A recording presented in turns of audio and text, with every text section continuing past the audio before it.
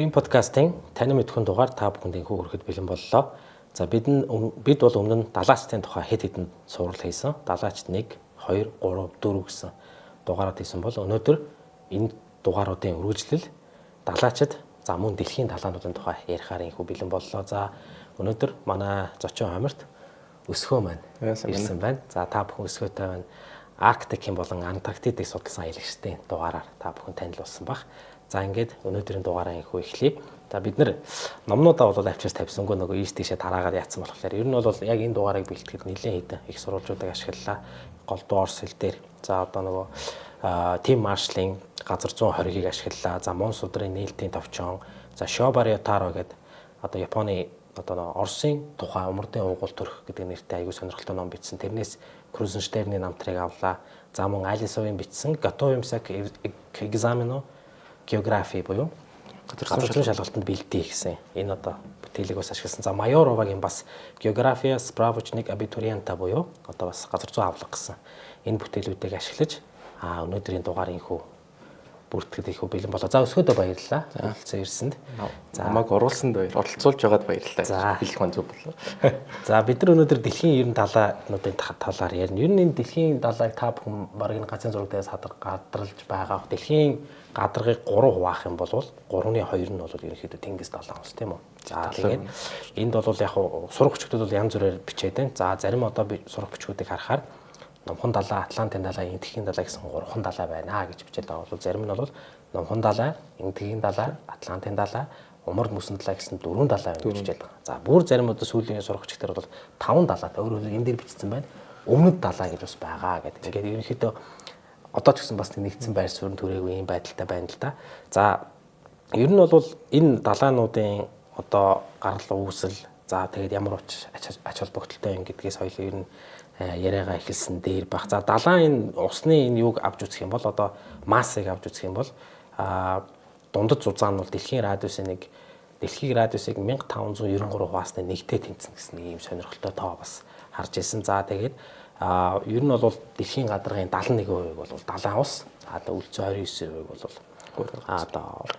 одоо их газар бүрдүүлдэг гэсэн юм одоо ер нь гэхдээ яг нэр Орос сурвалж дээр бичсэн байлээ. Ер нь бол одоо нөгөө земля гэж орсууд гэдэг чинь дэлхийн газар гэж бодохтой үг шүү дээ бас тийм. Гэхдээ яг үүндээ бол манай гаригийг бол земля гэж нэрлэх бас буруу юм аа. Энэ бол яг үүндээ бол усан гариг юм аа. Усан гариг гэж нэрлэх хэрэгтэй юм аа. Усан бүрхүүлтэй ийм зүйлийг бас ярьсан. Тэр нэлээд сонирхолтой санагдсан.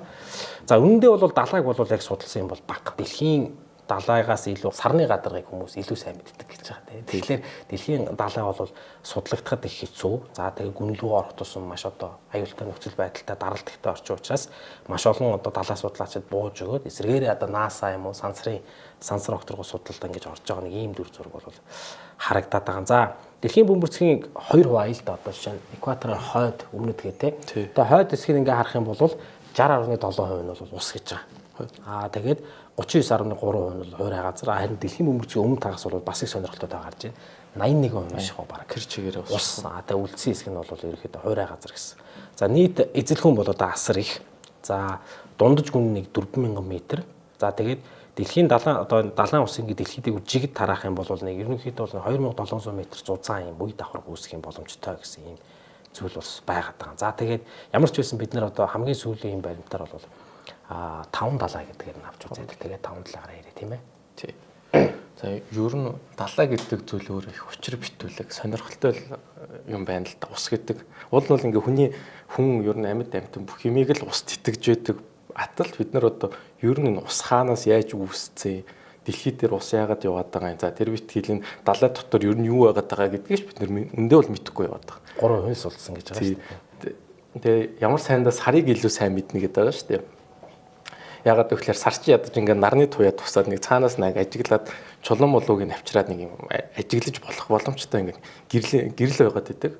Далай бол өөрөө хэдэн метрийн гүнээс доош үйл ерөөс нарны тусгал байхгүй болоод эхэлждэг буюу түнэр харанхуй юм харах боломжгүй. За тэгээд дээрээс нь таралт асар өндөр болоод эхэлждэг учраас ерөөс нь амьд хүн бол тэнцээ оршин байх ямар ч боломж байхгүй байлаа гэж бодох нэг капсул дотор орж иж за нэг 3-4 цаг ч юм уу тэ нэг юм хальт мөлтнийг жоохон хэсгийг ингэж харах боломжтой болоод харж байгаа. Өөрөөр хэлбэл далайг судлана гэдэг өөр бидний өнөөгийн технологийн боломж болцооны явдал боломжгүй шахуу зүйл болчихсон байгаа юм л та. Тэгээд далайн үүслийг ярингууд ерөнхийдөө нэг 3 үндсэн онол яваад байгаа юм л та. Далайн яаж үүсч вэ гэдэг. See Around Us гэдэг нэг ном байдаг л та. Тэрэн дээр болонгууд анх түрүүнд дэлхий үүсэхдээ одоо бид нэр ингээд сансрын тоосон зураас бүрдэж байгаа шүү дээ бүх юм. Тэгэхдээ болонгууд сансрын тоосон зур дотор угаасаа гидроген буюу ус төрөгч угаасаа оршин байдаг буюу дэлхий үүсэхдээ анханасаа устай үүссэн. Яг нь дэлхий дөнгөж 4.5 тэрбум жилийн өмнө үүсэж байх явцдаа ийм зүгээр л нэг юм том магмын цуглуулга маш халуун байсан учраас ус тогтмол ингээ ууршаад ерөөсө тогтож өгөхгүй байсан. За тэгээд 2 тэрбум жилийн дараа ус ингээд тогтсныхаа ард одоо дэлхий хөрсний ард дээрээс нөгөө энэ одоо ууршаад байсан энэ ус чинь газар буугаад цэвэр ус эхлээ буусан гэж байна. Цэвэр ус буусныхаа ард дээрээс дэлхийн одоо энэ газар зүйн барилшилтай холбоотой энэ 9 шидийн газраас минералуудыг одоо авсаран байгаад давстай ус болсон гэж бол авч үзээ. Эрдэстэй ус болсон. За тэгэж анх түрүүн даллаа үүссэн гэж ер нь бол саяхны хүртэл бол голцоо одоо хамгийн гол онол нь бол энэ байсан. За үүний ард дээрээс болонгот усыг бол яг дэлхийн одоо субстанц бол биш гэж авч үзээд байгаа. Ус бол анх түрүүн дэлхий үүсэж байхад солир мөргөөд солироор дамжиж орж ирсэн гэж байна. Ягаад вэ гэхээр одоо солир судлангууд яг устай адилхан юм мөсөн бүрхүүлүүдтэй мөсөн солирууд хэмжээгээр үт юм байна л та. Яг тийм нэг солир анх түрүүн дэлхийг бүрлдэж яхад хурж ирээ мөрөгчжээ гэж бас авч үзээ. Өөрөөр хэлбэл мөс нь хайлаад ус үүссэн юм байна гэж авч үзээ. Нөгөөх нь хамгийн сүүлийн үед бас эрдэмтдийн дэвшүүлээд байгаа нэг сонирхолтой санаа нь болонгууд нэг түрүүн хэлсэнчлэн ус анханаас байгаагүй. Гэхдээ дэлхий өөр усыг бүтээсэн юм байна. Энэ одоо энэ галт уулын үйл ажиллагаа их хэмжээгээр нэг тодорхой бодисуудыг химийн уралд оруулаад ууршилт үүсгээд усыг бүтээсэн юм байна гэдэг бас нэг онол яваад байгаа. Гэтэ би энэ дээр бол яг нэг тогтсон ингэж яг ус үүссэн юм байна гэдэг бол далаа үүссэн юм байна гэдэг бол баталгаа бол байхгүй яваад байгаа. Яг шинжлэх ухааны хүрээнд өөрөөр хэлбэл бид нар ус яг яаж үүснийг ч бид нар мэдэхгүй юм учир битүүлгийн ертөнцид л одоо амьдарч байна л та. За маш сонирхолтой байлаа. За хэдүүлээ далаануудаас эхлээд далаа одоо манай дэлхийн далайн хаан тий хамгийн том далаа гэж яригддаг номхон талаас эхлээд ирээ. Яг бидний ганц зэрийн зураг одоо энэ ард бол ингээд номхон талаа тэр чигээр ингээд харагдаж байна тий. Mar Pacifico буюу номхон талаа. Анх бол энэ нэрийг бол Португалийн алдарт аялагч. За Испани хүн гэхдээ Португалийн далбан дээр явсан Фернандо Магеллан гэж хүн байсан тий. Энэ Магеллан хүн бол дэлхийг хамгийн анх тойрсон ийм хүн. Энэ хүн бол далаад ингээд аян хийж явж байхдаа бол энэ далаа маш одоо дүлгөөн байсан учраас номхон далаа гэж шуурга гэсэн тий. Тэгээ шуурга ерөөсөө болоогүй. Гэтэл номхон далаа маань яг тийм номхон бас биш байгаад байгаа тийм өөрөөр галт цагираг гэдэг тий. Галт цагираг бол яг ингээд одоо ингээд тийм номхон далаа хавтан болон Евразийн хавтан заа тэгээд хойд Америк бүх төвүүдийг ингээд хойд яг энэ заагууд дээр бол газар хөдлөлт бол галтуул дэлбэрэлт бол маш идэвхтэй явагдав. За хэмжээний хувьд бол яг нэрний хувьд их олон янзын нэр байгаа юм л да. Хятадууд бол яг одоо бол номхон далаа гэж нэрлэдэг байгаа. Түүнээс биш өмнө нь бол хятадууд алс дорндын далаа гэж нэрлэдэг байсан. За агуу их далаа, за мөн дөлгөөн далаа гэх мэтлэн маш олон нэртэй. За дэлхийн гадаргын нийт гадаргын 3/1-ийг бол номхон далаа дангаараа эзэлдэг. Нийтдээ нэг 178.6 сая км квадрат талбайтай. За тэгээд ер нь бол дэлхийн бараг далаа бүх одоо үлдсэн далааг нийлүүлээд номхон далаа чүд тайтай үрдэг гэж байна л одоо Атлантын далаа, Эдгийн далаа, хойд мөсөн далаа. За тэгээд одоо өмнөд далаа эдгийг нийлүүлэхэд номхон далааны хэмжээнд дөгж очно гэж байгаа. Тийм одоо тийм том далаа. За бүх их газруудыг нийлүүлснээс 2 дахин том ийм одоо аврах том далаа. Нийтдээ энэ далааныг 78 бараг 79% нь бол нэг 3000-аас 6000 метрийн гүн, дундаж гүн нь бол нэг 4200 метр. За тэгээ дэлхийн хамгийн гүн хонхор болох одоо 11 метр 11,000 метр буюу 11 км гүнзгий одоо Марианы хонхор гэдэг юм байна шүү дээ. Марианы хонхор. За мөн одоо ер нь бол яг Аз, Антарктид, за Аз, Австрали, хойд бол Өмнөд Америк төвүүдийн эргийг бол усаараа ер нь угаадаг гэж ярьдаг. Тэгээ Берингийн тэнгисээр бол хойд мөсөн талаатай зааглагддаг. Тэгээ Берингийн тэнгис бол энд байна тий. За ингээ хойд мөсөн талаатай бол энэ хэсгээр зааглагддаг. За тэгээд хамгийн өргөн газраар бол 17700 км байдаг. Энэ бол дэлхийн экваторын тойргийн бараг хагасна гэж байгаа. За номхон далаа бол бараг тэр чигээрээ номхон далайн хавтан гэдэг юм тектоник хавтан бүрдүүлдэг.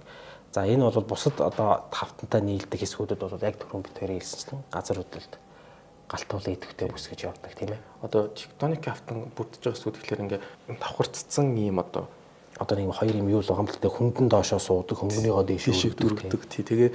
Тэгээд түүнээс үүдээд нэг уул нурууч нүгсээ хийж байгаа. За бас дээрээс нь завсар цахихтэй буюу магм гарч ирэх асар өндөр боломжтой.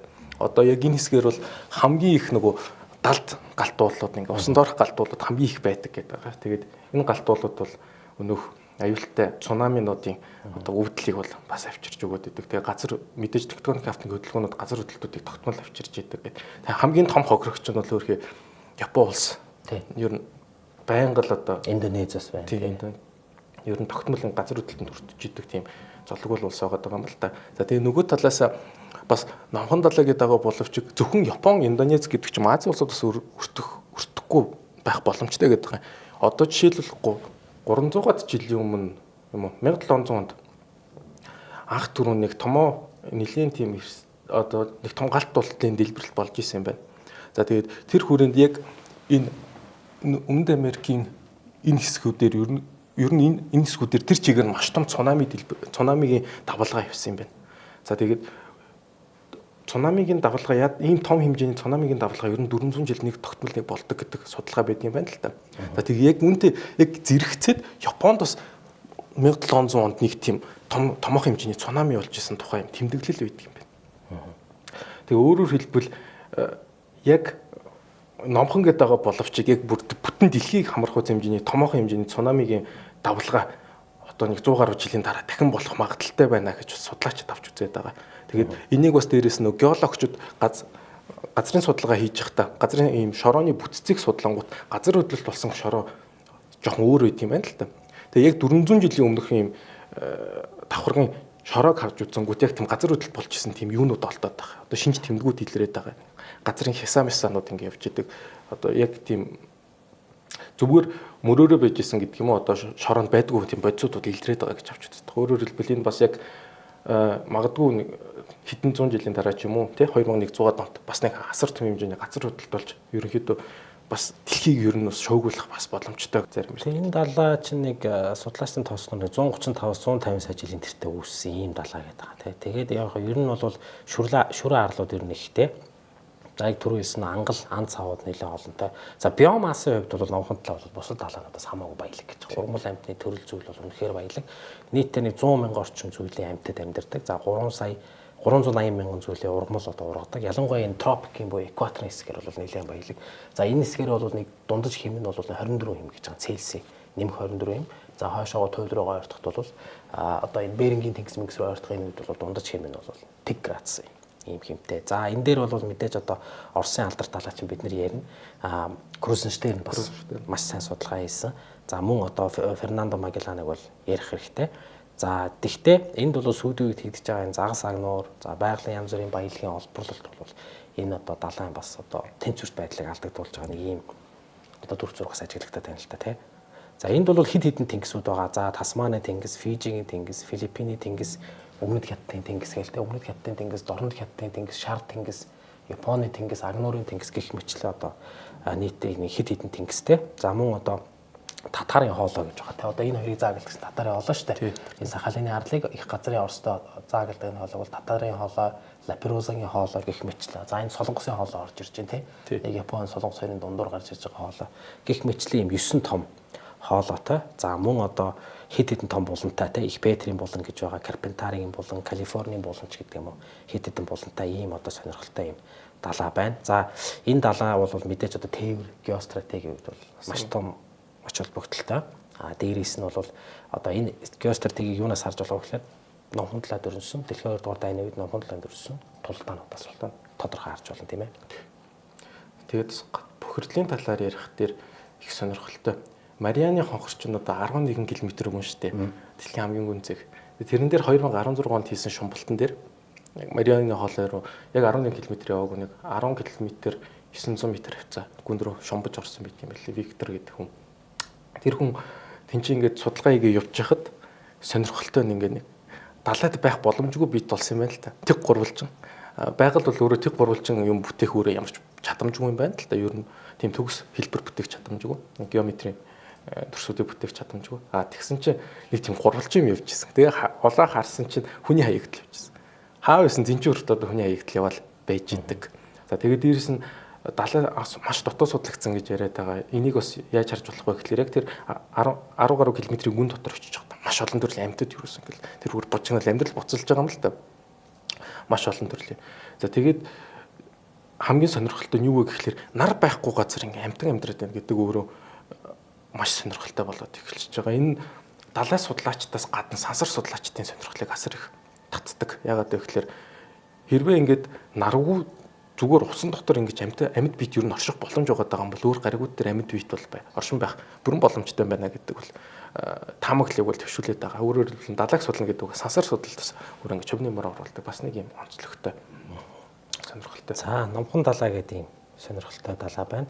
За номхон далайн дараа хэмжээгээрээ 2 дугаард орох далай аваа. За энэ газрын зураг дээр бол Атлантын далай бол 2 хуваагдаад зурагдсан байна тий. Хэмжээнээс эхлэв. Одоо тэнд явж байгаа. За нэг хэсэг нь энэ явж байна тий. За Атлантын далай бол нэг нутаг дэвсгэрийн хэмжээ гэх юм уу одоо хэмжээний хувьд бол нэг 91 сая орчим километр квадрат 2 дугаарт орно. Номхон далайн дараа 2 дугаарт орно.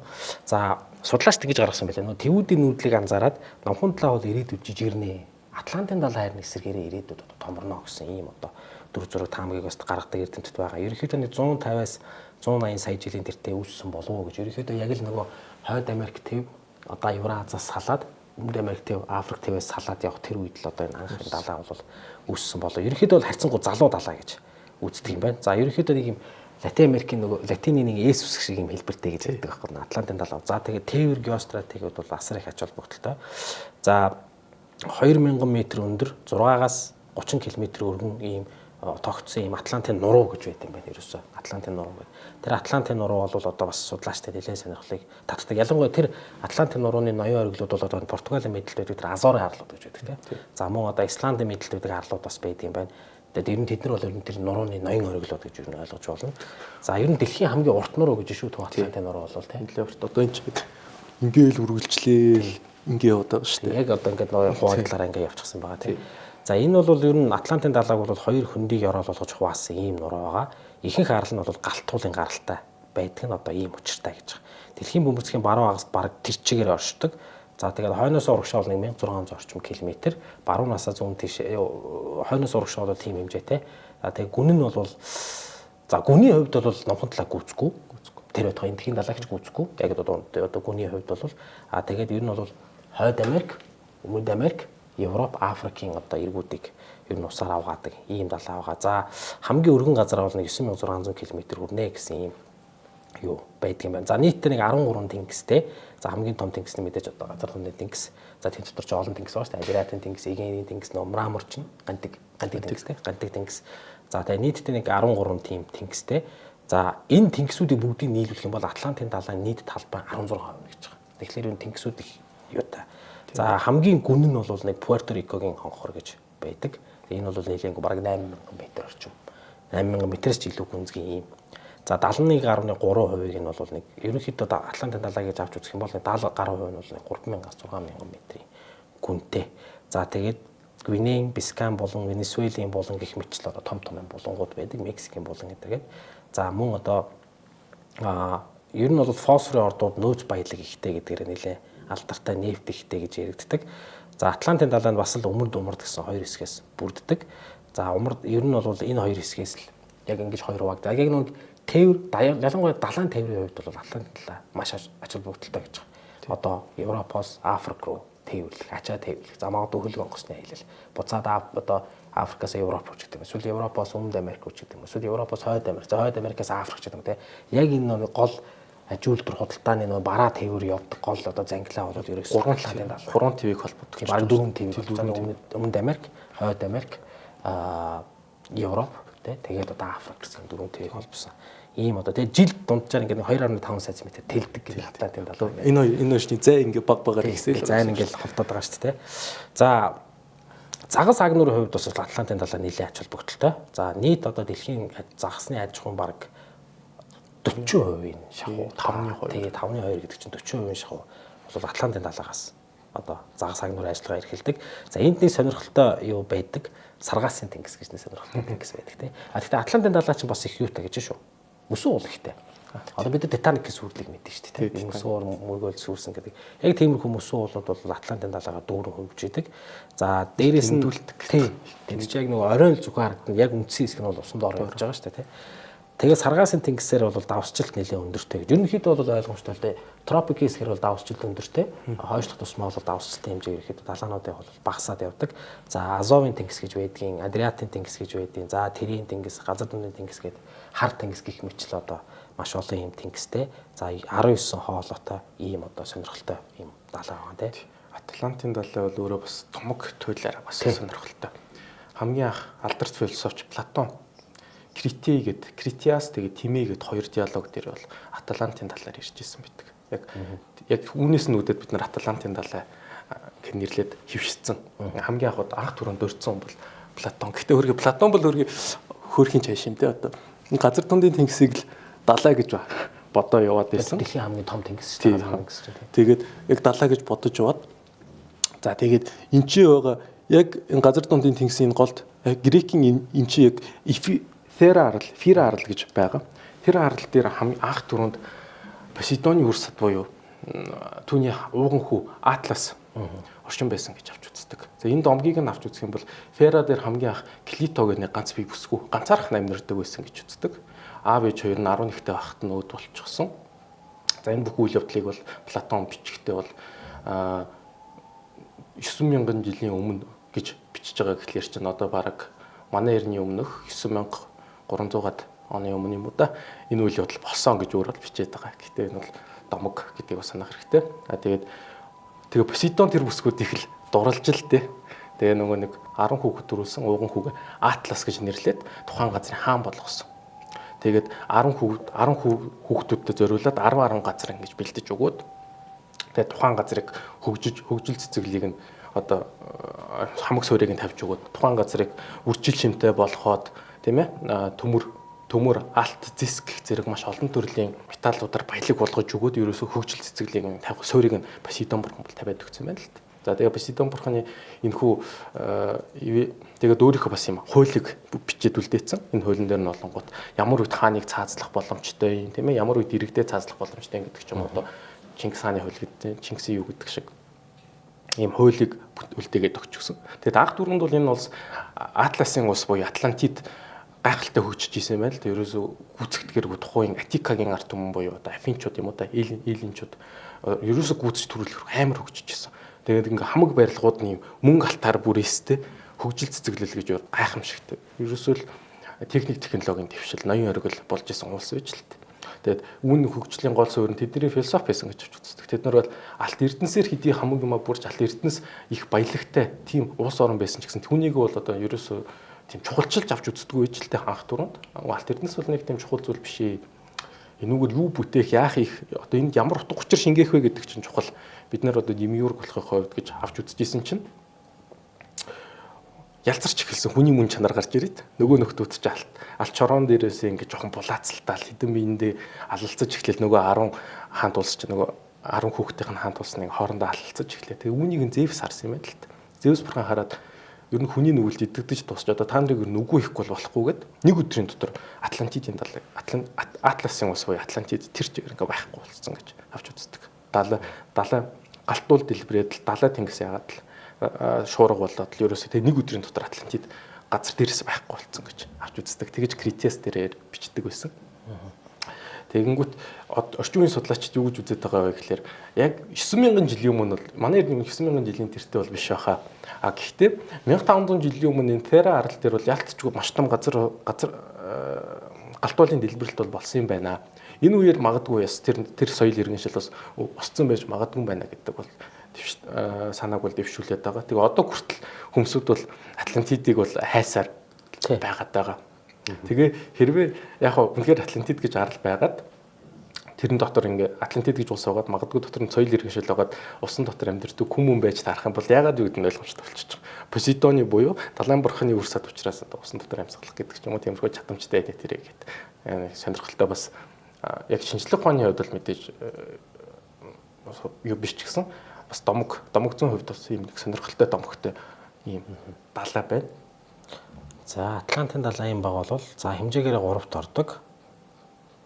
одоо хятадууд бол баруун дулаан далай гэж нэрлэдэг байсан. Одоо энтгийн далайн талаар ярих гэж байна. За энтгийн далайн тухай ярихад одоо энд бид нар харж байна те яг энд байна. Энтгийн далай хэмжээгээр бол 3-т орно. За баруун дулаан далай гэж нэрлсэн нь ойлгомжтой. Энд бол хөлддөг газар бараг байхгүй. Яг тропикийн экваторын бүст дайрч өнгөрдөг учраас тээвэр газар зүй тээврийн хувьд бол үнэхээр ач холбогдолтой. Одоо дэлхийн нийт одоо нефтийн бараа бүтээгдэхүүн тээврийн одоо ихэнх нь бол одоо энтгийн далайгаар явдаг. За гарал үүслийн хувьд бол нэлийн төвөгтэй гэж байна. За ер нь бол яг Гондваны их газрын одоо хуваагдлын үр дүнд бол энтхийн баг төв одоо энтгэгч нэг хойшоо нүгж байгаа шүү дээ Африкаас салаад Евразийг мөргөж байгаа тий. За энэ зайд бол үүссэн. За тэгээ шүрэн арал ихтэй. Энэгээрээ бол жоохон номхон талаатай төстэй. За дэлхийн хуамын нэг 20 орчим хувь нь бол энтхийн далайг түшиглэж одоо аж амьдралаа залгуулдаг гэсэн нэг юм сонирхолтой тоо байна. За нэг 150-аас 160 сая жилийн тэртээ бол энэтхийн далай бол үүссэн гэдэг. Энэ бол бас харьцангуй залуу далай гэж үздэг судлаачд бол бас байд юм байна. За ер нь бол энэтхийн далайн тэр чигээрээ бүхлээрээ зүүн уртрагт одоо нэг Гринвичээр хуваахаар чинь зүүн уртрагт орчиж байгаа тийм. Их тэр чигээрээ зүүн уртрагт хамаардаг юм сонирхолтой. За тэгээд Аз төв, Африк төвийн зүүн эрэг, Австрали төвийн баруун эрэгт одоо хүрдэг. Нийтдээ бол 5 тэнгистэй гэж байгаа. За тэгээд мэдээж түрүүн хоёлаа ярьжсэн нефтээр нэлээд баялаг. За тэгээ Персийн болонд бол 300 гаруй нефт олборлох газар байдаг. За тэгээд эдгээрийн баг 20 бол дэлхийд нэлээд томдоо тооцогддог. Ийм одоо ач холбогдолтой. Хэмжээгээр бол Атлант номхон далай нэгт, Атлант далай хоёрт бол энтхийн далай 3 дугаарт ордог. За энэ далай бол нэг 76 сая орчим километр квадрат нутагтай. За дэлхийн гадаргын 20%-ийг нь эзэлдэг. Дундчгүн бол 3800 м. Хамгийн гүн нь бол зоондын хонхор 7729 м гүнзгий гэж байгаа. За ерөнхийдөө нэг 3000-аас 6000 м-ийн гүн газар бол нэг энэ далай нэг 75 орчим бүрдүүлдэг. Тэр бас их гүнзгий устай энэ далай байна. За нийт талбайнх нь 15%-ийг бол тэнгис эзэлдэг. За ер нь бол яг тундас ундаг хэмжээний хувьд бол 3000 м гэж байгаа жилд. Тэгэхээр энэ бол бас харьцангуй өндөр тундас их хэмжээний тундас ундаг гэж байгаа. За улаан тэнгис болон Персийн болонд гэдэг улаан тэнгис бол тэр Египтийн тийм Петроос хэд хэдэн дугаар хийжсэн. За Персийн бол энэ энд бол жилд нэг 100 м орчим тундас ундгаар бол хамгийн бага гэж тооцогддог. За давсчлалтын хувьд бол хамгийн давс ихтэй хэсэг нь бол мэдээж дахиад бас улаан тэнгис яг л шарууг хэсэгт байрладаг учраас цөлийн хэсэгт байрладаг учраас нэлээд усан шарууг гэж үздэг юм байна. За энтгийн далай бол бусад далайг бол одоо гүн хавцлан цөөхөн. За ер нь бол нефтийн нөөц алт. За мөн одоо цагаан тугалгын нөөц ихтэй. За газрын тос ихтэй гэж бас ярьдаг. За ер нь яг одоо тугалын ордууд бас тугалгын ордууд бас нэлээд илрээд байгаа л ялангуяа тэр Мянмар тэгээ одоо Бирм гэж ярьдаг шүү дээ. Одоо энэ Мянмар тэгээ Бирм, Таиланд эрэг хавцаагаас бол бас нэлээд илрээд бас ер нь яг ингээл нөгөө нэг газрын тосны ордууд ч яг энэ хэсгээр ингээд битүү яваад байгаа. Тийм сонирхолтой далай байна. За нефт олборлолтоор бол энтхийн далай бол бусад далайнуудаас хамгийн идэвхтэй гэж яг түрүү хэллээ. За дундад хэмээн нэг 17 хин хамгийн дулаандаа бол нэг нэмэх 34 гэм Цельсийн. За тэгээд Шри-Ланкийн одоо эргийн дагуу одоо Шри-Ланк гэдэг энэ улс үнтэй Коломбо нийслэлтэй. Шри-Ланк улсын дагуу бас алмаз илэрсэн гэсэн нэг юм юу бас байдаг. Ер нь бол яг одоо нөгөө ойрхон дорндоос гарч байгаа нефт тий одоо энэ нөгөө байгалийн одоо нефт атсан онгоцууд хөлөг онгоцууд бол яг ингээл энтхийн далайгаар тулаад одоо Япон солонгос ч юм уу ингээ хүрдэг. Тийм учраас нөгөө ялангуяа Сингапурын байрлаж байгаа энэ Молокко хоол байлуу тийм Молокко хоол Молоккын тэнгис эдэргээд байгаа шүү дээ. Эдгээр бол ер нь геостратеги талаасаа бол ер нь Сингапур улсын өгчдөг бол энэтэй шууд холбож үздэг юм байна. Газар зүйн ашигтай байралтай. Тийм. Бид нэр Сингапурыг ямар ч баялаггүй харалтай өрөөдөг ус яаж хөгжиж байгаа байгаа гэтэл үндэ бол геостратегиуд маш өндөр ач холбогдолтой байршил дээр байдаг учраас зүгээр шахуу бид нар ч одоо Монгол улс гэхэд мөнгө олохын тулд нүүрсээ авахдаг гэдэг ч юм уу юугаа одоо газрын буцаад олборлох материалуудыг ингээ олборлож иж мөнгө олж байгаа. Энд чинь юм олборлох шаардлагагүй ингэж хоолоогоор мөнгө авах боломжтой болоод эхэлж чинь гэдэг чинь зүгээр шахуу мөнгө авах боломжтой болоод эхэлж чинь. Тэр чинь тэргээр явж байгаа тээврийн бүх онгоцууд наанд жил бензин одоо төвшөө цэнэглэн за тэгэл одоо өөр засвар үйлчлэгээ аав гих мэтлээ ингээл одоо юмуд гарч ирж байна. Цоошин эдийн засгийн бүтц бүрдэх боломжийг өгч байгаа юм л да. Манайд ч тийм байхгүй шүү дээ. Талаад ч гарцсан байхгүй. Хэцүү. За энэ бол 3 дахь далай байлаа. За 4 дахь далай буюу Арктик. За хойд мөсөн далай гэж ярьж байгаа тийм ээ. Энэтхэгийн далай дээр ч бас 2004 оны Айхтар цунами яваад байгаа шүү. Тийм шүү дээ. 2004 онд. Тэр бол ер нь дэлхийг шуугуулсан аимшигтай том цунами болсон шүү дээ. Яг энэ хэсгэр бүр тэр чигээр нь ингээд маш том цунами аваад бараг 280,000 гаруй хүн амиа алдсан. Тийм бас том цунами бас болсон. Энэ түндэрлэгтний түүхэнд хамгийн том эмгэнлүүдийн нэг гэж асууж үзээд байгаа. Эмгэнлийн талаа дээрс энийг ус дуртахгүй болохгүй байх. За Арктик буюу хойд мөсөн талаа. За Арктик гэдэг үг нь грек үг. Тий. За баавгаад ойрхон, баавгаатай хамт гэсэн утгатай юм үг байгаа. За ер нь баг бүх талаараа Евра Азаар хүрээлэгдсэн ийм одоо дэлхийн далаанууд дотроос хамгийн жижиг нь гэж бас зарим судлаачд бол үзээд байгаа. Хамгийн жижиг нь тэгээс хамгийн гүйхэн нь тийм гүнзгий биш гэж үзээд байгаа. За Оросын холбооны улсын зүгээс бол энэ далай та их хамаартай. Ер нь Оросын одоо газар нутгийг ингээ харахаар Оросын хойд тал бол тэр чигээрээ л одоо хойд мөсөн талаатай хил залгасан учраас Оросын зүгээс бол энийг бол Оросын далай гэж нэрлэх нь зүйтэй маа гэсэн саналыг тавьдаг бол мэдээж одоо бусад их гүрнүүд бол юуг зөвшөөрдөг. За бусад далайн усыг бол давсчлалт нь харьцангуй бага. За нэг 15 сая км квадрат талбайтай гэхэлэр манай гаригийн хамгийн том тэнгис чинь газар нутгийн тэнгис шүү дээ. Тэгэхээр тэрнээс нэг 5-6 дахин л том ийм хэмжээтэй байгаа. За Оросын нутагтаа ер нь дүүж очно. Орос чинь 17 сая км квадрат гэдэг баг шүү. Америк нутаг дэвсгэрийн 2 нийлүүлж гисэн юм шиг ийм одоо том. За нийт далайн одоо талбайн 4.1%-ийг за нийт урсгалын эзлэгүүнийх нь бол 1.2% эзэлдэг. Дундаж гүн нь бол харьцангуй гүйхэн 1220 м. Хамгийн гүн нь бол мэдээж Гренландын тэнгис гэж байгаа тийм. Гренландын тэнгис бол 5527 м гүн. За ихэнх газараа бол нэг ерөнхийдөө нэг 200 м гүн мөн тийм 100 м гүн ийм газрууд бол нэлээд байдаг. 3000 м-ээс илүү гүн газрууд бол ерөнхийдөө нэг 16% л байт юм. За хойд мөсөн талаа Еролдох одоо 3 том ер нь нэг ломноос нуруу гэж бас аюул мондөг том нуруу байдаг. Яг энэ газрын зураг дээр харуулхад хэцүү юм яг. Юугаар бол ингэ тойроод ингэ яг чанхуу ингэ гараад ирсэн юу байгаа. Хол байгаа. За тэгээд Финляндийн тэнгис ер нь яг Арктикийн бүсэд бол Канада, Финлянд, Исланд, Норвеги, Орос, Швед, Америк нэгдсэн улсууд гэсэн хэд хэдэн улсууд байдаг. За тэгээд энэ бол жинхэнэ нөгөө одоо мөргөлдөөний эд нутаг тийм ээ. За энэгээр одоо нөгөө мөс нь хайлж байгаа учраас одоо хөлөг онгоцуд бас явах боломжтой. Тэр дэлхийн бөмбөцгийн хэрэг та бүхэн анзаарах юм бол яг нөгөө тэгний бүв бүрнх бас биш. Ерөнхийдөө нөгөө экваторын бол эргэж байгаа учраас нөгөө одоо нэг яг ингээд дээрээс нарахаар ингээд хоёр талаас нь ингээд дарцсан юм шиг. Тэгээд туйл хэсэг руугаа зүлхийдсэн байдалтай харагддаг. Энэ нь яагаад тэгж харагддаг вэ? Нөгөө экватор хэсэгтэй бол нөгөө эргэж байгаа учраас төвөөс зүгтгууч бол илүү үйлчилдэг.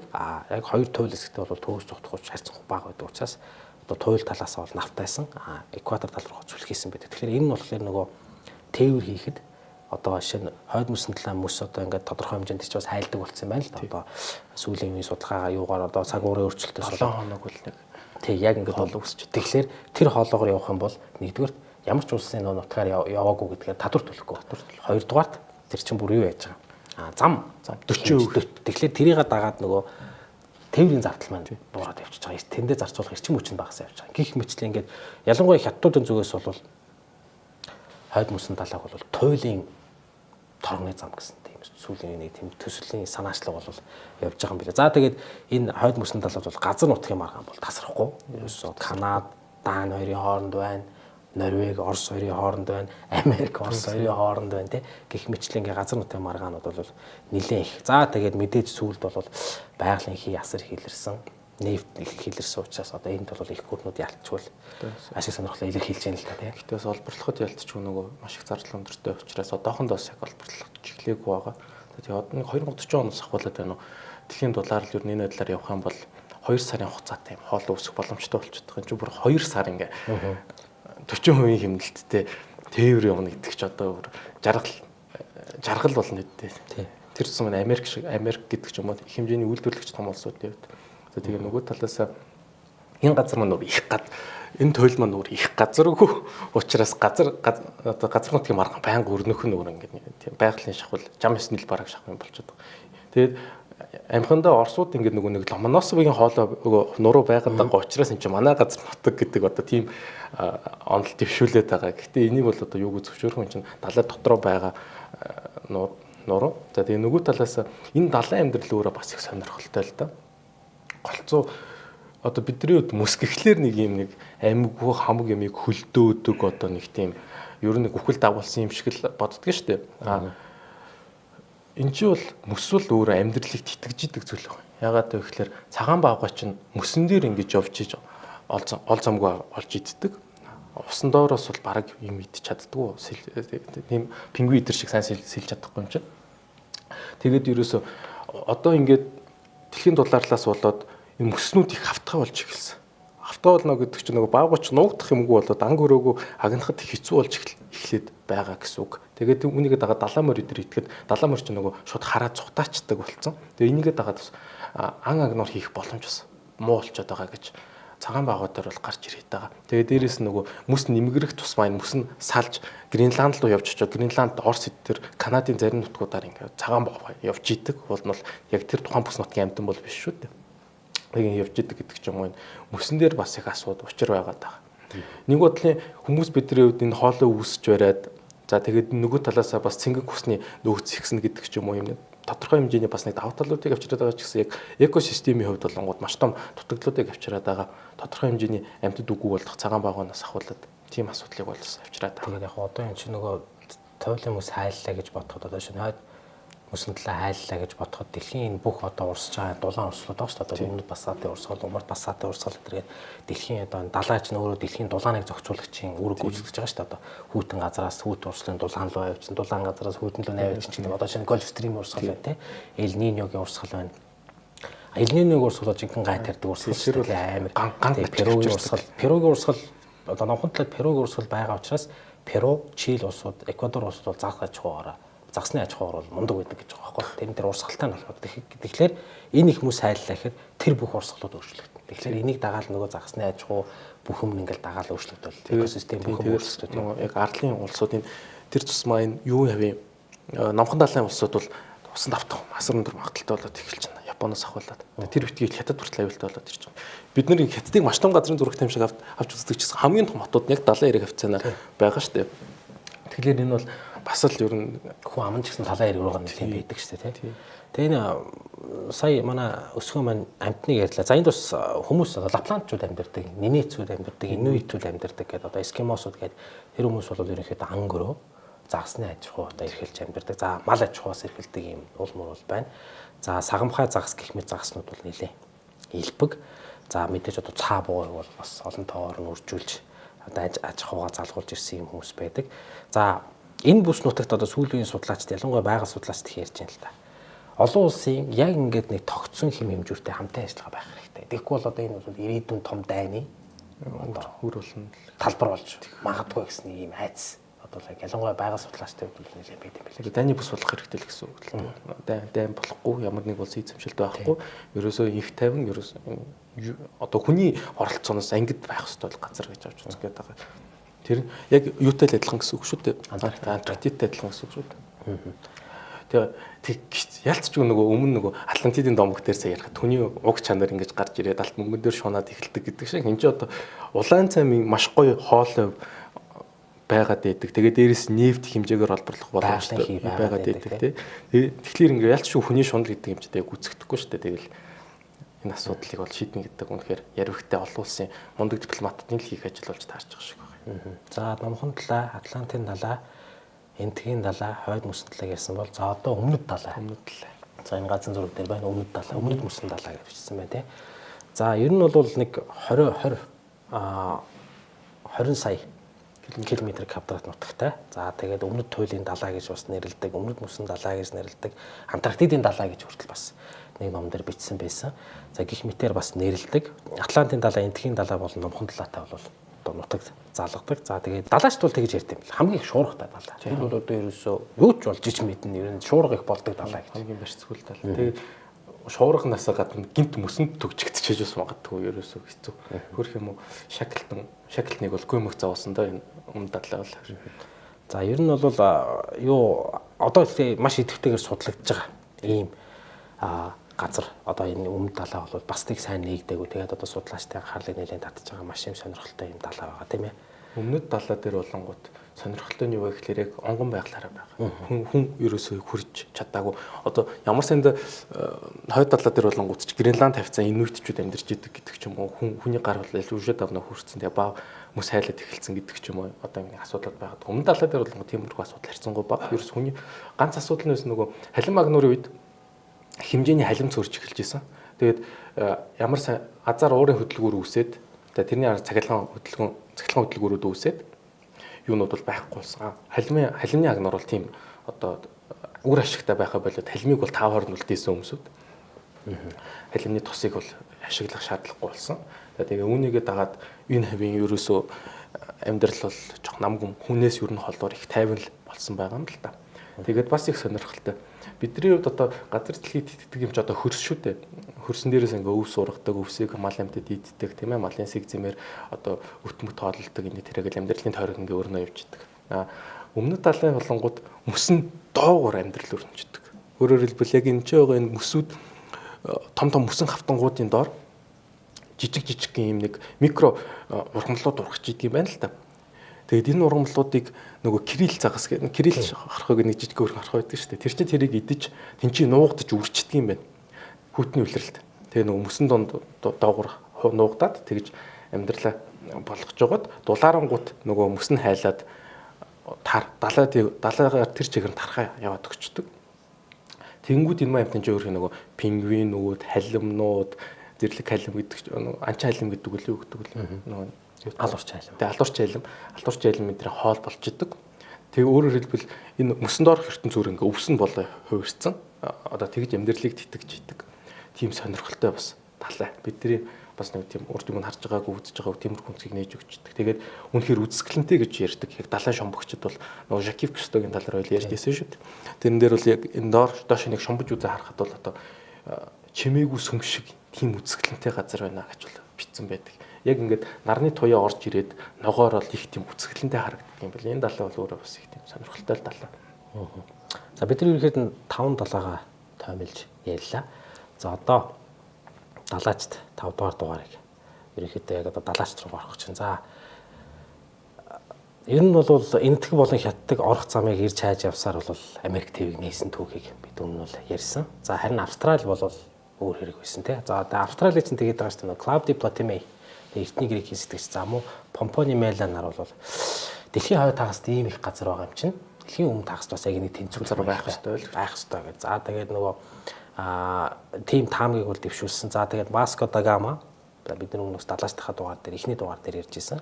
Бартоломео Диаш за нар бол ер нь бол Африк ТV ер нь ингээд Африк ТV бүтэн тойроод бас алсуураа тэр ТV-г бас нэг хайж үзэх ийм. За тэгээ энийг бол Terra Australis гэдэг байгаа шүү дээ тийм ээ. Өмнөд газар тий. Terra Australis Incognita. Үл мэддэх өмнөд газар гэж нэрлэдэг байгаа тий. За нэг хэсэг энэ чинь мартагдсан 13 14 дугаар зуун мөн үед мартагдаад 15 дугаар зууны үеэсний жоохон нөгөө далаачд ингээд судаад эхлэнгууд бас энэ чинь ингээд сүгэж гаргаж тавиад энэ чинь нэрээ нэг юм яригдчихсэн шүү дээ гэсэн газар багадаа нэрээ санаж эхэл. За энд бол португалчууд бол яг нөгөө зоондын арлууд гэж байдаг шүү дээ. Энд байна нөгөө зоондын арлууд гэдэг байдаг. За зоондын арлуудаа нээж аваад за тэгээд нутгийнхнаас тэр яасан баг л да. За тэр өмнөд хэсэгт нэг том арлууд байна гэдэг. Одоо энэ Австралиг л хэлээд байгаа юм чинь нэг арал байна гэж.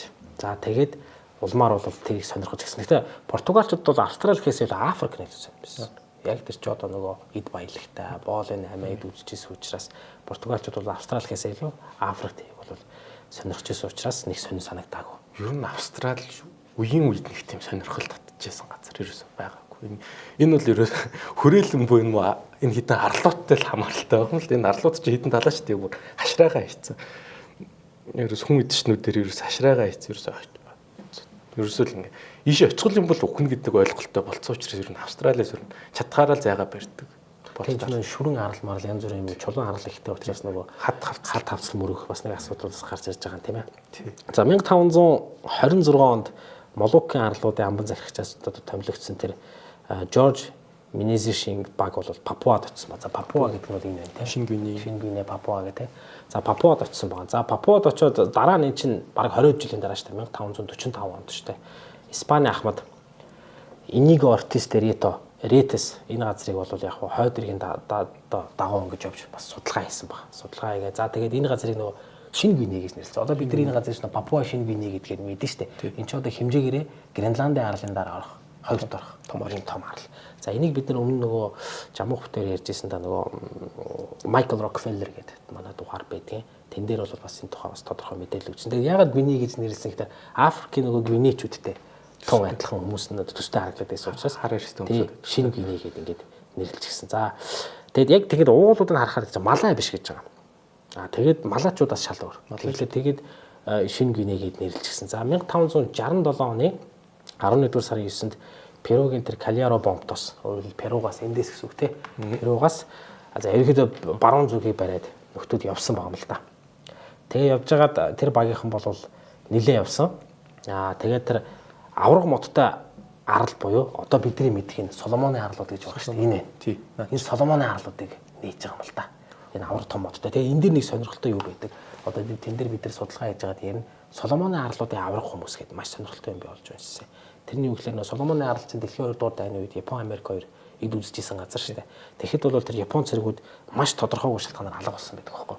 Тэрийг бол яг зүгээр Америкийн тэр ганц нэг тэр судлаач нар бол юу гэж бичсэн байдаг гэхээр энэ Соломоны аврагын одоо арлын авраг биетүүд тэр одоо Япон цэргүүдийн бодиг өтсөн гэсэн нэг юм сонирхолтой судалгаа юмуд бол бас байдаг юм билээ. Тий. Одоо Кироси аялал бол яг ингэ явчихж байгаа шүү дээ. Энд чинээс Перугээс эхлээд энэ хавийг сайхан Соломоны арлыг бол сайн судалж байгаад энэ хавийн арлуудыг бас судалж байгаад эн чи ирээд дуусах байгаа. Ерөөсөө номхон далайг бол тэр чигээр нэг судлаад. За ер нь бол энэ аял мэдээж испанчууд л болсон алтайсан. Алтаа бол олоогүй. За тэгээд яг тэр нөө алтаа олоогүй юм чинь Испани хаанд бол нэг тийм сонирхолтой санагдаж байна. Наа чи юм бүтггүй юм байна. Хэдүүл арай нэг өөр ашигтай юм болж байгаа. За энэ аяллаас яг 26 жилийн дараа л юу байсан юм л да. Одоо яг түрүүний чиний ярьсан Кироси аялал. Одоо тэр чинь бүтнээр нь Педро Фернандо Кирос за Киверос гэж орсууд бичээд байгаа шиг байна тий. Киверос тэр бол Кирос юм байлээ тий. За тэр ер нь бол Кирос бол өмнөд газрын ойролцоо байгаа. Ер нь бол яг энд нэг том газар байгаа гэж үзсэн.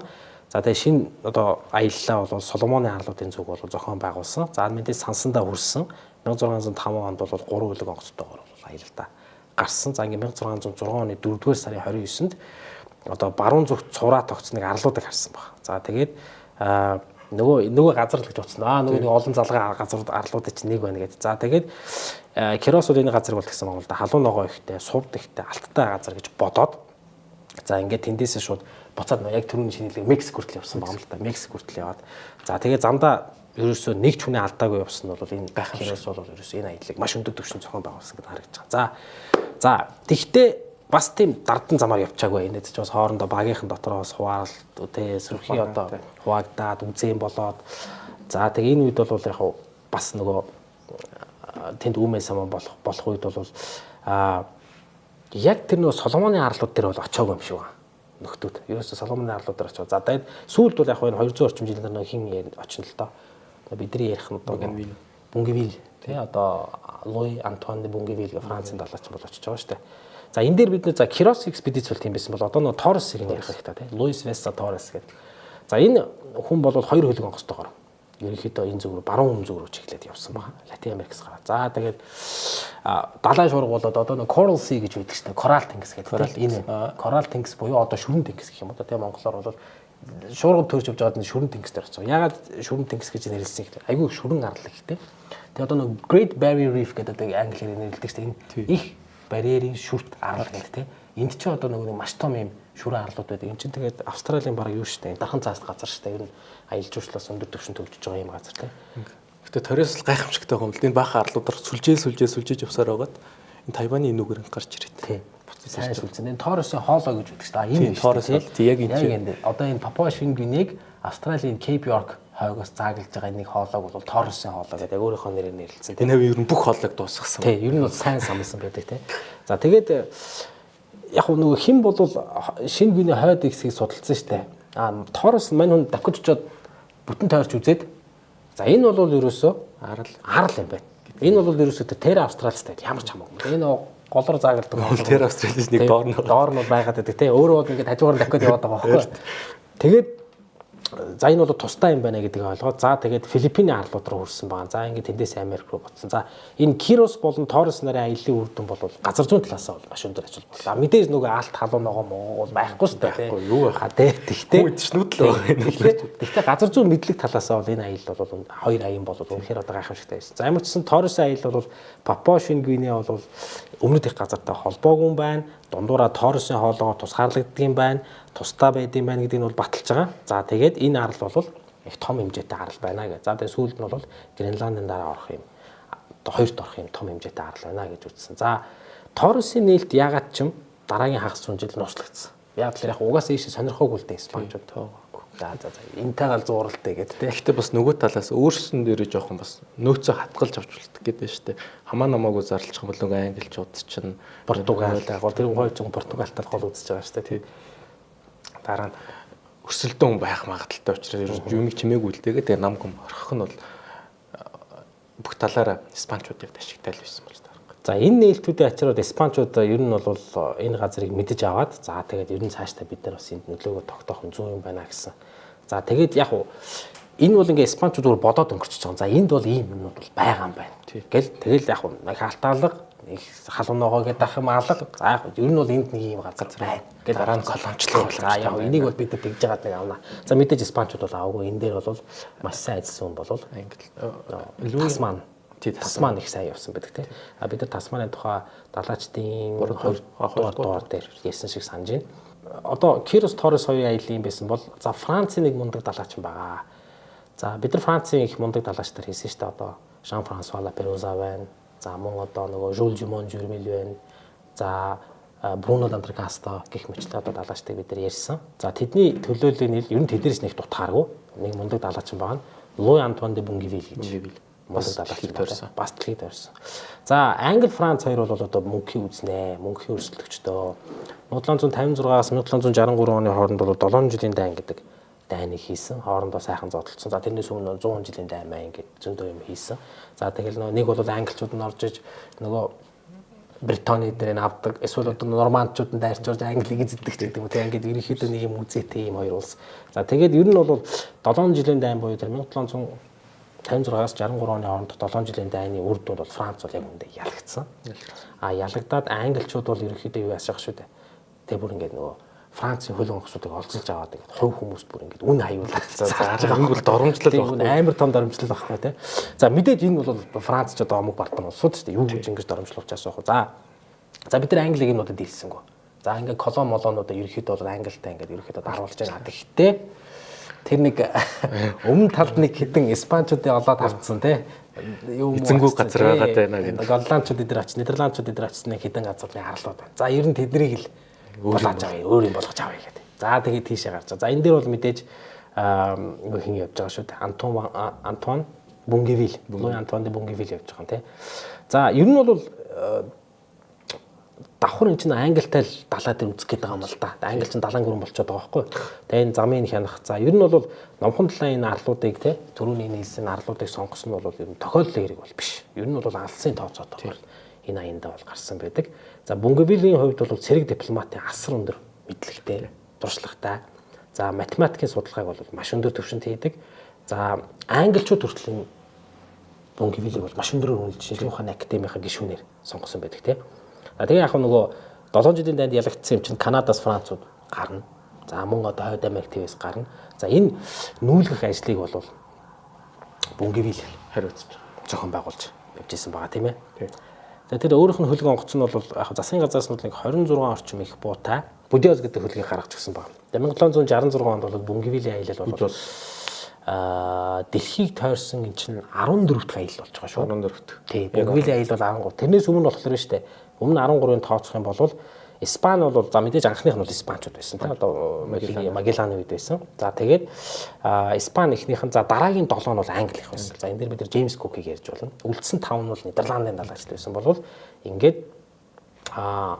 ер нь бол Францууд ингээд явсан байна. За Испани, Нидерланд хоёрыг бол англичууд дарчиж байгаа. Одоо гол өрсөлдөгчтэй. Тий. За одоо нөгөө Францтайгаа үзэн штэ тий. Франц ч бас гол өрсөлдөгч болоод гараад ирсэн. Франц хамгийн гол ерөөс бүчиг хөхт байгаа үл тий. Ерөөс амар бардам тий. Ерөөс л үзээлээ. Франц үзэн. Тий. Бас нөгөө талаас хэдий англи нөгөө далайг эзэмсэн, далайн гүрэн болцсон ч гэсэн Франц бол их газрын гүрэн ерөөс нөөцөр ерөөс дутаад байх юм байхгүй ерөөс далайд л дийлэхгүй. Далайд л дийлэхгүй байгаа бас их газар дээр бол бас ерөөс англичуудын худалдаа модалтай ерөөс 50 байхгүй байгаа шүү дээ.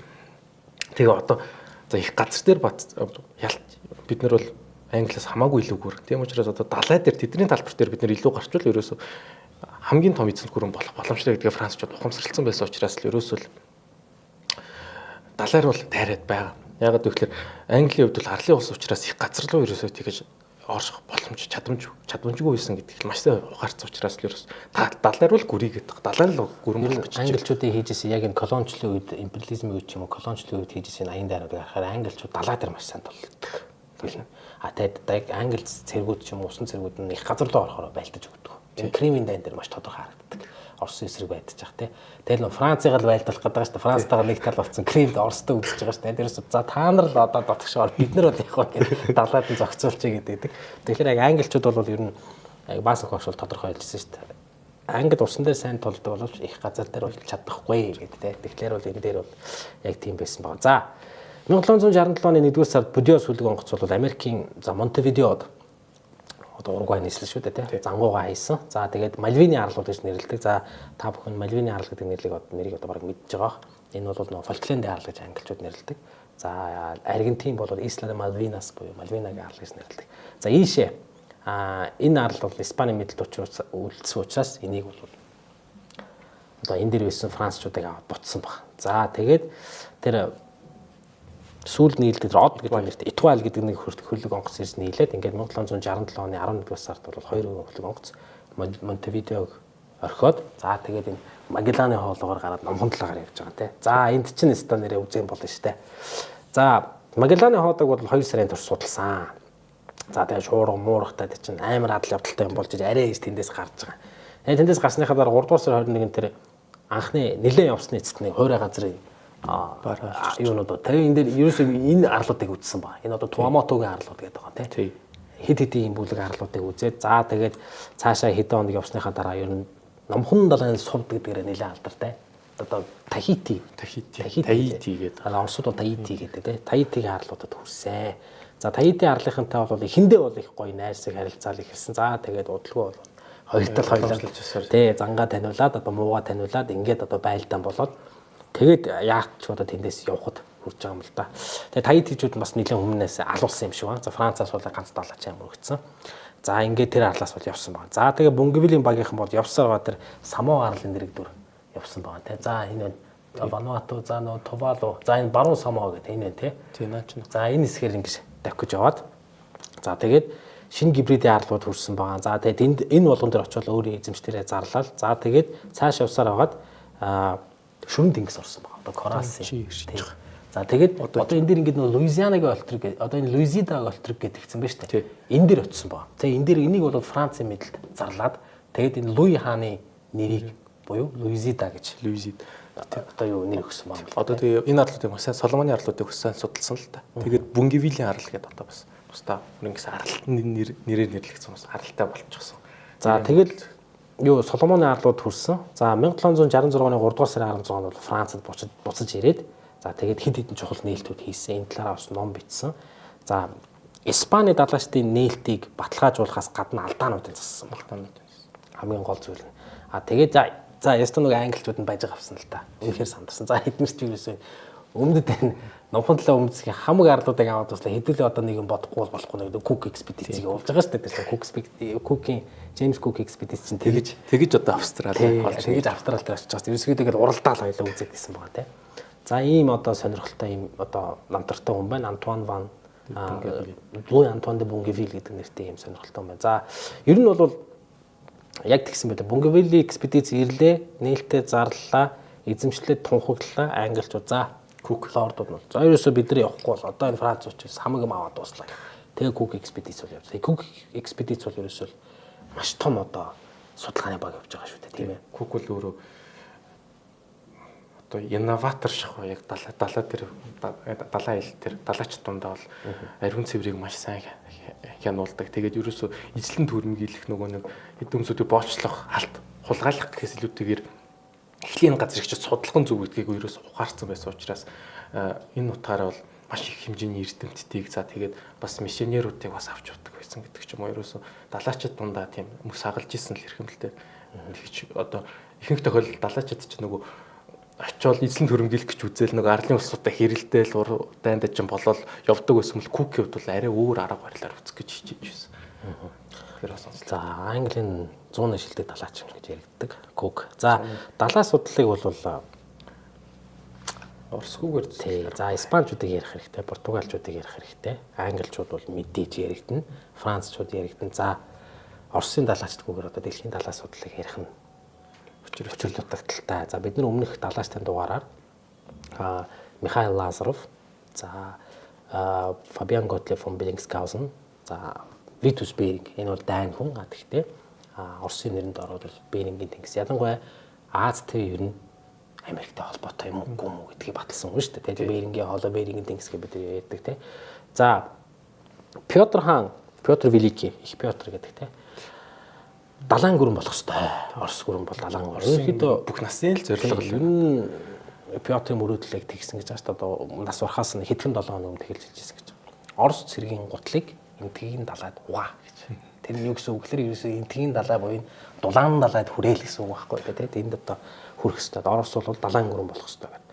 За Петр хааны байгуулсан Оросын залуухан флот бол яста нөгөө одоо нөгөө флото байгуулсан. Шведийг умардын танд Шведийг бод цогцсон. Хар тэнгис Туркийг бод цогцсон. Одоо ингээд хоёр гарц олчлоо шүү дээ. Хар тэнгисээр гарч болж байна, Балтийн тэнгисээр гарч болж байна. Одоо тэр нөгөө ч нөгөө шинэхэн флоттой юм чинь адгаж яддаг шүү дээ. Бошгол гармаа санагдаж шүү дээ. Яайтаа гэл. За энэ дээр бол Муловскийн тэргүүтээ одоо хүмүүсийг гаргасан. Гэхдээ энэ Муловский нь болохоор Григорий Муловский чинь Шведтэй байлж байгаад билүү, Турктэй байлж байгаад билүү. Амиа алддаг шиг санагдах юм. Би буруу санагдаж магадгүй. Ямар ч байсан энэ экспедиц бол саадсан. Тэгээ ер нь бол ямар ч байсан байлдаан бол болсон. Тий, Ирланд арлын дэрэгдэх тулалдаанд бол амиа алддаг. За тэгээ энэ байлдааны ажиллагаанд бол хожим бол Оросын алдарт далайчин Иван Фёдорович Крузенштерн. За Крузенштерний талаар бол Японы судлаач Шобар Ятара өөрийн тэр умардын Оросын тухай, умардын уугуул одоо Оросын тухай, умардын уугуул төрх гэдэг нэртэй номон дээр бол Крузенштерний талаар маш сайн бичсэн байлаа. Ер нь Крузенштернийг бол дэлхийн одоо бараг шилдэг далаачдын тоонд бол оруулна. Энэ хүний туршлага, мэдлэг, за тухайн нөхцөл байдалд авж байгаа арга хэмжээ эдгээр бол үнэхээр одоо гайхамшигтай. Тийм учраас энэ хүн бол одоо яалч хүн мундаг юм аа гэж. За яг Муловскигийн хувьд бол нөгөө Айланд арал дээрч алуулж байгаа шүү дээ. Тэрний хувьд бол Крузенштернийг авч явна гэж хэлсэн байлээ. Тий. Аянда. Тэгээ Крузенштерн ч өөрөө ч одоо навигацийн асар өндөр мэдлэгтэй юм хүн байж таарсан. За тэгээд маш сайн юм юу гэж байгаа маа тэр чинь. Бичих чадвар маш сайтай. Хүнийг нөгөө ингээд ятхан синхруулах чадвар маш сайтай. Ийм одоо мундаг далаач байсан гэж. За тэгээ ер нь навигацийн түүхэнд хамгийн алдартай далаачтай нэг гэж. За 1780-аад 90-ад оны үеч тэр чинь хувьсгал Францын тань лид одоо бужигнажсэн тэр үе л дээ. Крузенштерн нь бол Английн флотод алба хаагаад англичуудаас асар их юм сурсан баг тийм. Манай. За тэгээд дэлхийг тойрох аялалдаа гараад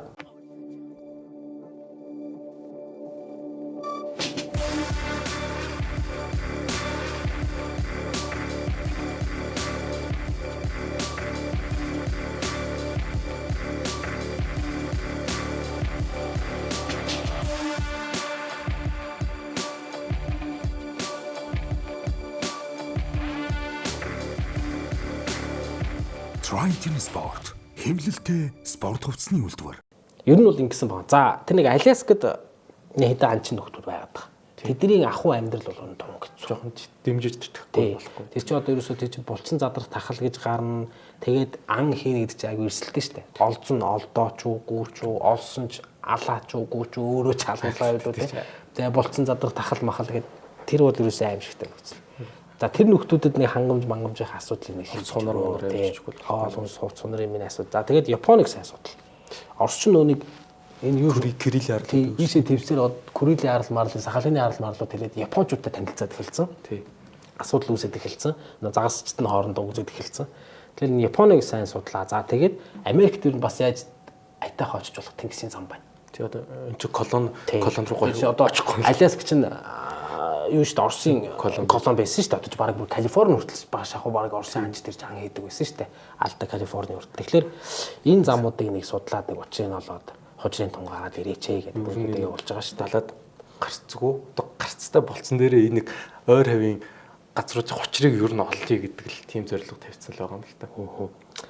За энэ Америкт хурж очих тэр тэнгисийн зам тий одоо янз тэр замыг нээх нь бол Оросын хувьд бол мэдээж бол энэ бол ерөөсөө тэрүүн зэргийн ач холбогдлын ийм зүйлүүд байсан. За Аляск, Алиутын арлууд тухайн үед бол Оросынх байсан.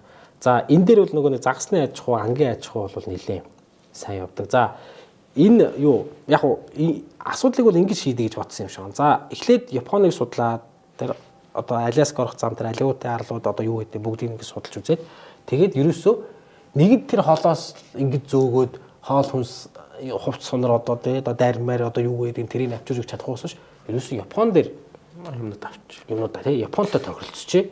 Тэгээ Японоос одоо хоол хүнс одоо юу гэдэг тэр болгоны. Тэгээд эндхийн тэр хоол хүнс хүмүүсний талаар хүсэлтний тэмдэглэл байдаг. Эндхийн хоол хүнс ер нь одоо тэр ажилчид одоо энэ анчт манчтын хоол хүнсний нөөц бол ерөөсөө авах юм байхгүй. Ер нь амьдрахын аргагүй. Тий ер нь бол аим шиг. Орос хүнийг ингэж амжруулж болж байгаа юм байна. Энэ бол Орос засгийн газар бол нэлээд шүүмжилсэн байдаг шүү. За яг энэ бол нөгөө аянаасаа бусаж ирээд. Энд ч бас цаашдаад Николай хааны хувьд нөгөө Аляскийг бас Америкт зарах бас нэг шалтгаан болсон баг тийм ээ болсон баг. Энэ дээр нөгөө хоёр хөлөг онгоц байгаа шүү дээ. Нева Надежда тий.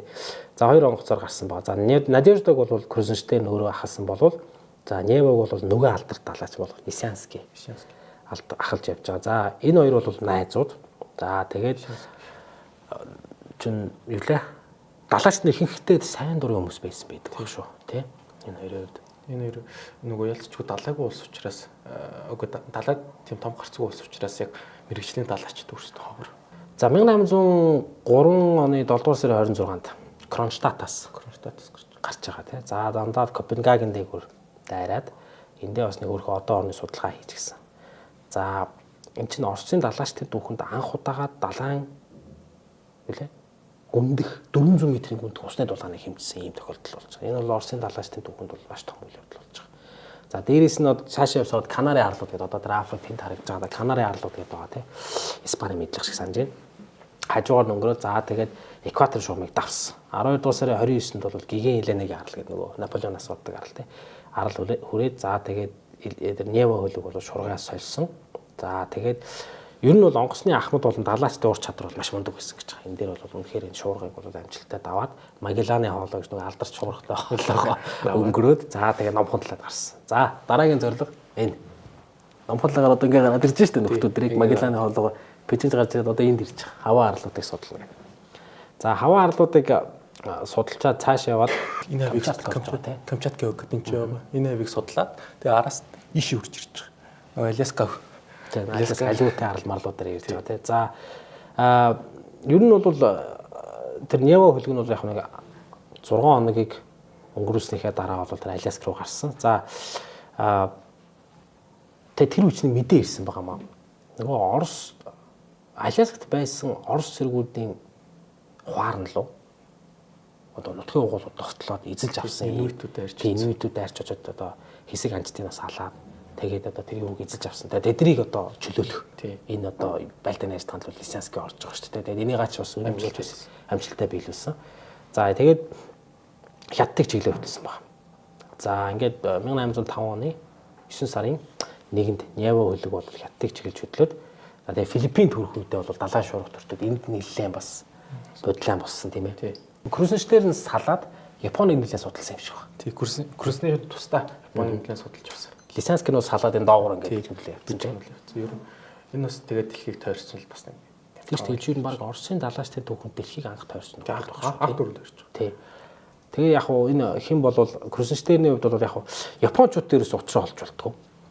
Элчин сайн суулгах ихлээр болдгоо. Нөгөө хэд нь халгаадгүй. Нэг тийм жоохон хаалттай болсон юм шүү. Тий. Угсаа Японч өөрсдөө хаачих суулс. Тэгээд ерөөсөө тэгээд тэгж юуж за ерөөсөө тохиролцох болохгүй мэн гэдэг. Нагасаки бомб тос.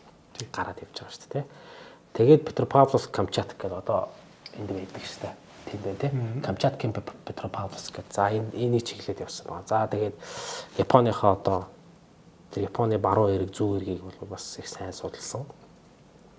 Крузенштерны хоолой гэж байдаг баг шүү. Тэр хоолой гэж байгаа. Тэр чинь хад хөтөлөө. Тий. Крузенштерны хоолой гэж байдаг. Крицний хоолой гэж хоёр хоолой байдаг байхгүй. За тэгээд тэр амур мөрний амур мөрөн одоо авар мөрөн байгаа шүү дээ. Амур мөрний далайд цутгадаг хэсгийг очиж бас судалсан ба. Тэгээд тухайн үед тэрийг тэнгис гэж андуураад. Гэхдээ тэнгис биш байсан. Энэ бол маш том хэмжээний гол далаараа цутгаж гарч байгаа юм зүйлийг бол харсан. За энд бол цэвэр ус байд юм байна гэдгийг олж мэдээд. За эндээ бас нэг чухал нээлт хийсэн. Сахалины арал байна. Сахалины арал. Их газараасаа тустай юм байна гэдгийг мэдчихэж. Нээгээд энэ дундуур урсж байгаа хоолой болохоор татарын хоолой гэж нэрлсэн байдаг тий. Тэр аянаа дуусгасныхаа дараа бол Камчаткаас ангийн ус мөсөө ачаад одоо Макао, Монголын бүрэлдэхүүнээс Макаогоор дайраад тэгээд улмаар бол зоондын хоолоогоор дамжиж энэтхийн талаад гараад за тэгээд ер нь бол яг Африк ТV хажуугаар явж байгаа. Одоо чи ингээл явж байгаа шүү дээ. Тэгээд Африк ТV хажуугаар явж байхдаа манд өртөж бас тодорхой хэмжээс салаад гэхдээ хоёр хөнгөлөг онгоц бол хоёулаа цогтой бол 9 минут очсон байдаг. Тэгээд ер нь энэ Крузенштерн болон Лисянский нарын аяллыг ерөнхийдөө дүгнэж хэлвэл одоо Оросын өнцгөөс дүгнэж хэлвэл энэ хоёрын ерөөсөл одоо Оросын энэ нэг хэдэн зуун жилийн мөрөөдөл болсон энэ далайд гарцтай болох мөрөөдлөө нэг чүүтэй айтай нэг хар тэнгисээр дамжуулаад олж авсны ард дээрээс Кронштадтаар дамжуулж олж авсны ард дээрээс энэ Оросын холбооны улс нэг тийм далайн гүрэн болох эхлэлийг нь тавьж өгөх шаардлагатай болно шүү дээ. Бид нар далайд гарцтай болцсон юм чинь ямар хоолойнуудаар дамжиж яаж энэ улс орн ийш тийшээ дамжиж 8 хийх боломжтой, яаж бид нар колонод хэлэх боломжтой, яаж энэ Аляскийн колон руугаа очих боломжтой гэдэг ч юм одоо бусад бүх боломж бололцоонуудыг ерөөсөө газар зүйн хувьд одоо гарц гаргалгаануудыг нээж өгч хүмүүс хаглана гэдэг чинь манайхаар ерөөсөө Кронштадтын хувьд болон Крузенштерны хувьд болонгууд ерөөсөө тэр юу замыг л нээж өгч байгаа Оросын хувьд өөрийн одоо потенциалуудыг л ил болгож өгч байгаа гэх юм уу да. Бид нэр ямар замаар явбал хаашаа хүрэх боломжтой юм. Ер нь манай улс талаад ямар өөр бид нар гарт байж болох боломжтой юм. Бид нар бусад колон руугаа яаж явах боломжтой ингээд ерөөсөө тэр гарц гаргалгаануудыг л нээж өгöd яваад байгаа. Тэгээ дээрэс нь бас боломж үйл эзгүй арал марл үйл бас нэг колон болгочих гэдэг ч юм уу те ерөөсөө тиймэрхүү хоёр дэгч бодолтой. За тэгээ энэ тэргуунд бол улс орны хоолны нэг яаж тэнгис далайн гүрэн болгох вэ? Их газрын гүрэн биш далайн гүрэн болгох вэ гэдэг асуудлыг л ерөөсөө их суурийг нээж өгөх гэдэг байгаа л нэг тийм л том аялал болж байгаа. Оросод бас мундаг далаачд байдаг. За энэ далаачдын түүчээ бол яалтчгүй. Крузенштерн болон Лисянский нар. Тэгээд дараагийнхаа Оросын одоо далаачдын замыг бол тавьж өгсөн гэдгээр ер нь Оросын одоо тэнгис далайн асуудлын түүхэнд бол энэ хоёр хүн бол маш том байр суурь эзэлдэг юм байна. Хамгийн гол нь Орос хүн дэлхийг тойрох чадaltaй байна гэдэг нэг боломжийг нь харуулж өгч байгаа. Өөрөөр хэлбэл далаад дараагийн далаачдын хувьд өөртөө ихтэй далаад гарах тэр боломжийг нэгт өгч байгаа гэсэн үг. За юм байна ирэх мөнд үзэгчтэй. Өнөөдөр өсвөө бит хоёр дэлхийн 5 далайн тухай ярьлаа. За мөн Кирос болон Торресын экспедиц. За мөн Луи Антуан де Бунгевилийн экспедиц. За мөн одоо Лисянский болон Крузенштерн нарын экспедицийг ярьлаа. Та бүхэн таалагдсан байх гэж найдаж байна. За бид нар цаашдаа далаачдынхаа дугаарыг үргэлжлүүлэх төлөвлөгөөтэй байгаа. За яг тэр ажил руу ороогүй байна. Ер нь бол цаашдаа бид нар нэг далайн дээрэмчтэй нэг дугаар хийх гэж бодоод байгаа. Харсахалт эдэргээд. Тэгээд тэр далайн дээрэмчт ер нь хаавар явж бужигнуулж ямар үйл ажиллагаанд татагдан орж ив гэдэг юм. Одоо дугааруудаар далаачдын дугаар маань үргэлжлэх баха. За ингээд тэр хүнд үзэгчтэй та бүхэндээ одоо манай контентыг үзсэнд баярлалаа. За өсгөөд бас их баярлалаа. Цаг гаргаад ирсэнд ингээд дараагийнхаа дугаараар бүгдээрээ уулзцаая.